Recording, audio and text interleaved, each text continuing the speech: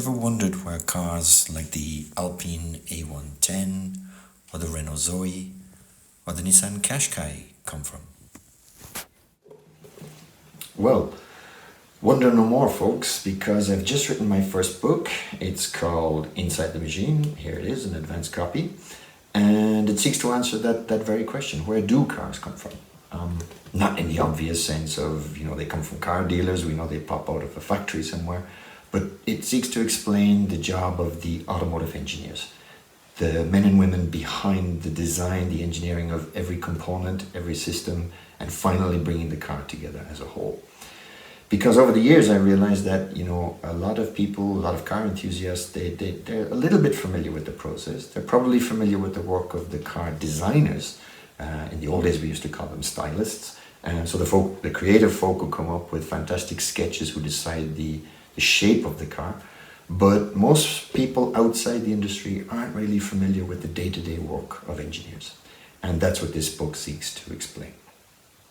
Now, they say you should only write about what you know, so I've chosen to write about 3 projects that I know pretty well.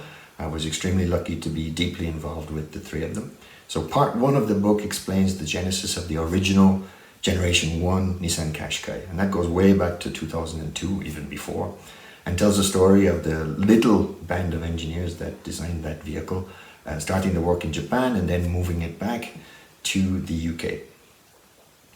Second part of the book, action shifts to France because we're going to tell the story of the Renault ZOE, the little EV.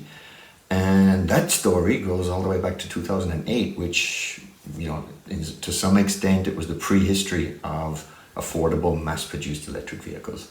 And it tells the tale of how that car came into being, how the decisions were made, and finally it started production at the back end of 2012.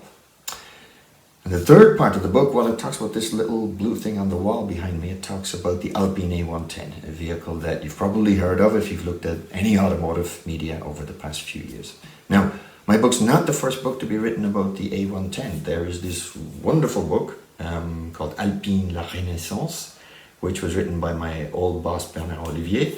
Unfortunately, at the moment, it's only available in French, but I still strongly recommend it. It's got some fantastic illustrations.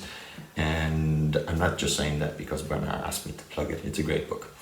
But there is no book about the story so far in English, so the third part of my book goes over some of the behind-the-scenes details. It even goes into some rather painful memories about the famous, or should I say infamous, Top Gear fire that some of you may remember, which luckily ended well for everybody involved, I'm glad to say. So that's the book.